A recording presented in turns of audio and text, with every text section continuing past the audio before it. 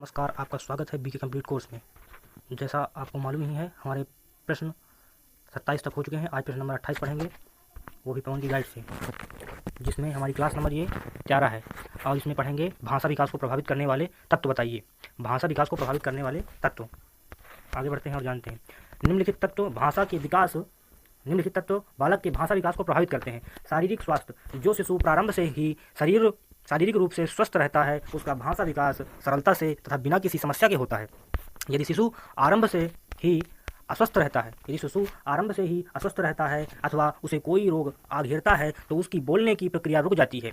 इसके कुछ कारण इस प्रकार हैं। आइए जानते हैं कि पहला जो है का नंबर में दिया हुआ है, शिशु का अपने साथियों से संपर्क समाप्त हो जाता है। खा नंबर में दिया गया है, रोग के कारण उसे बोलने की प्रेरणा नहीं मिलती।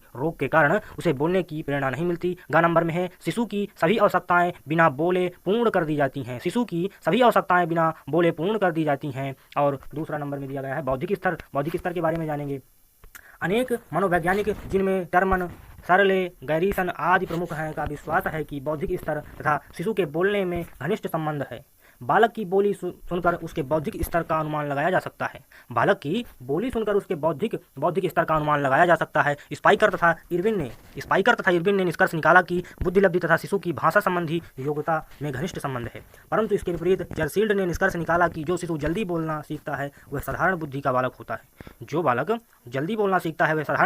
होता है। सिरकिन तथा लैंस ने निष्कर्ष निकाला कि मंद बुद्धि बालक में 1/3 बालक ठीक समय पर बोलना सीख जाते हैं।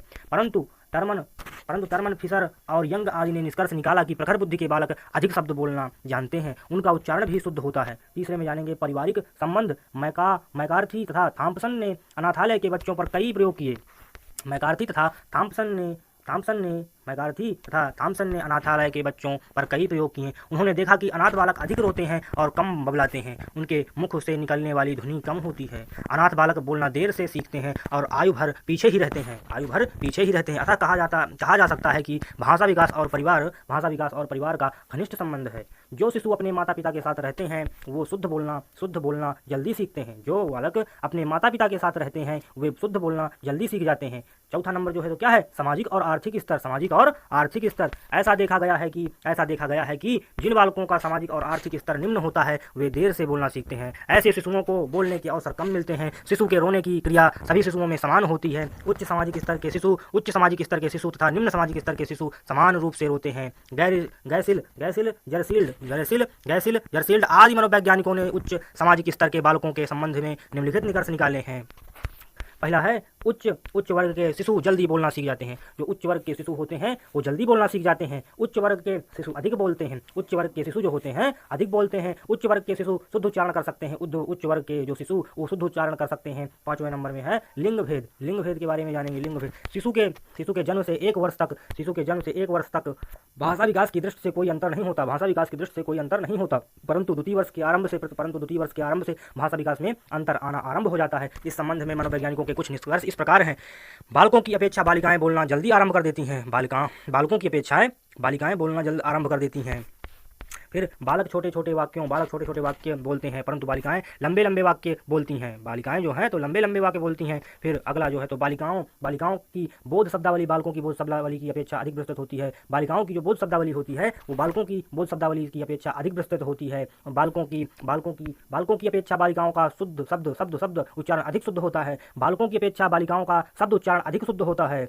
और जानेंगे उपयुक्त लिंग भेद का क्या कारण हो सकता है। मैकार्थी के अनुसार इसका कारण यह है कि प्रारंभ में ही पुत्रियां माता के साथ और पुत्र पिता के साथ एक रूपता स्थापित करते हैं। माता के घर पर रहने के कारण पुत्रियां माता से संपर्क रखती हैं। वे घर के काम में उसका हाथ बटाती हैं। पिता अधिकतर घर के बाहर रहते हैं, बालक भी अधिकतर घर के बाहर रहते हैं। संपर्क की कमी के कारण बालक भाषा की दृष्टि से बालिकाओं से पिछड़ जाते हैं। संपर्क के अभाव के कारण बालक अपने को असुरक्षित समझता है, अतः वे भाषा विकास की दृष्टि से पिछड़ जाते हैं। बालकों में भाषा संबंधी दोष भी अधिक पाए जाते हैं। दो भाषाएं सीखना। जिन परिवारों में बालकों को दो भाषाएं सीखनी पड़ती हैं वहाँ उनकी भाषा का विकास उचित ढंग से नहीं होता। उदाहरण के लिए शिक्षित परिवार के में बालकों को हिंदी तथा अंग्रेजी दोनों भाषाएं सिखाई जाती हैं। ऐसी स्थिति में यदि अंग्रेजी बोलने पर अधिक जोर दिया जाता है तो बालक हिंदी अशुद्ध बोलने लगता है। यदि परिवार में खिचड़ी भाषा हिंदी प्लस अंग्रेजी का प्रयोग किया जाता है तो बालक ना तो हिंदी सीख पाते हैं और ना ही अंग्रेजी सीख पाते हैं। आपने देखा भी होगा इंग्लिश मीडियम के बच्चे जो है तो हिंदी नहीं लिख पाते हैं। कुछ शिशु पर दो भाषा सीखने का बोझ लाद देने से उसके भाषा विकास में बाधा पड़ती है। हरलाक ने एक अध्ययन में यह निष्कर्ष निकाला कि यदि बालकों को दो भाषा सिखाई जाती है तो उसके भाषा विकास तथा चिंतन पर प्रतिकूल प्रभाव पड़ता है। सृजनात्मकता, अगला क्वेश्चन कौन सा है? प्रश्न नंबर 29 है। 29 के बारे में जानेंगे। सृजनात्मकता का अर्थ एवं तत्व बताइए। सृजनात्मकता का अर्थ एवं तत्व बताइए। इंपॉर्टेंट क्वेश्चन है, IMP इंपॉर्टेंट क्वेश्चन है। सृजनात्मकता का अर्थ एवं तत्व बताना है। सृजनात्मकता से आशय मौलिकता से है। मौलिकता मुक्त सहचर्य है। मौलिकता जो है तो मुक्त सहचर्य है। क्या है? मुक्त सहचर्य है। सृजनात्मक चिंतन में सहचर्य के तत्वों का मिश्रण रहता है। सृजनात्मक चिंतन में सहचर्य के तत्वों का मिश्रण रहता है। उस कार्य को सृजनात्मक कार्य कहते हैं जिसके करने का परिणाम नवीन हो। उस कार्य को सृजनात्मक कार्य कहते हैं जिसके करने का परिणाम नवीन हो। उस प्रक्रिया को सृजनात्मक कह सकते हैं जो हमको नवीन ढंग से सोचने और करने को प्रेरित करे। सृजनात्मकता के तत्व निम्नलिखित हैं। सृजनात्मक कार्य उपयोगी होते हैं। सृजनात्मक कार्यों को समाज से मान्यता मिली होती है। सृजनात्मक कार्य नवीनता उत्पन्न करते हैं। ऐसा दो वस्तुओं के संयोग से होता है। सृजनात्मकता से प्रतिभा का विकास होता है। अगला क्वेश्चन 30 नंबर कौन सा है?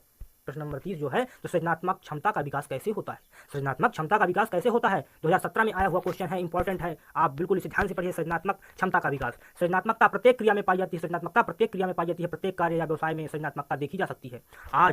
आज समाज में अनेक परिवर्तन देखे जा सकते हैं। मनुष्य को प्रत्येक कदम पर नई चुनौतियों का सामना करना पड़ता है। मनुष्य को नवीन परिस्थितियों में सामना करने के लिए सृजनात्मकता अथवा सृजन करने की क्षमता की आवश्यकता होती है। सृजनात्मकता का अर्थ जानते हैं। आइए सृजनात्मकता का अर्थ जानते हैं। सृजनात्मकता से आशय मौलिकता से है। मौलिकता मुक्त सहचर्य है। सृजनात्मक चिंतन में सहचर्य के तत्वों का मिश्रण होता है। उस कार्य को सृजनात्मक कार्य कहते हैं जिसके करने का परिणाम नवीन हो। उस प्रक्रिया को सृजनात्मक कह सकते हैं जो हमको नवीन ढंग से सोचने और करने को प्रेरित करे।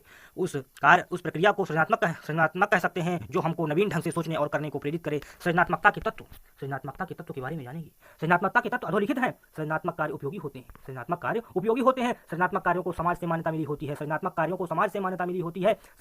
नवीनता उत्पन्न करते हैं। ऐसा दो वस्तुओं के संयोग से होता है। सृजनात्मकता से प्रतिभा का विकास होता है।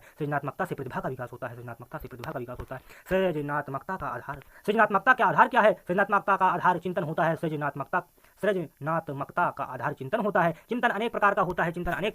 चिंतन का विशेष लक्ष्य होता है। प्रत्येक व्यक्ति अपने उद्देश्यों की पूर्ति के लिए प्रयत्न करता है। यदि उसके प्रयत्नों से संतुष्टि मिलती है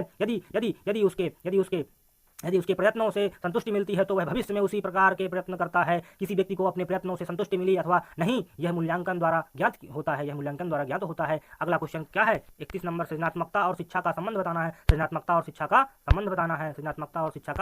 बताना है। तो आइए अब हमारा ये जो 31 नंबर क्वेश्चन है उसको हम अगले क्लास में पढ़ेंगे। यहाँ तक हमने 30 प्रश्नों तक पढ़ चुके हैं, प्रश्न नंबर 30 तक। तो आपको BK कंप्लीट कोर्स की तरफ से तहे दिल से धन्यवाद है। आप हमारे चैनल पर आइए, लाइक करिए, सब्सक्राइब करिए। मैं आपको रेगुलरली एक क्लास देता हूं। अगर आपका सपोर्ट रहा तो मैं शिक्षा एवं हिंदी और गणित के भी प्रश्नों को बाल विकास के हो ही रहा है। इसके बाद मैं लगातार क्लासें आपको दूंगा और आप हमारे चैनल को लाइक करें, सब्सक्राइब करें, कमेंट करें, जैसा लग रहा हो आपको, कैसा है मतलब, और हमें सपोर्ट करें। जय हिंद, जय भारत।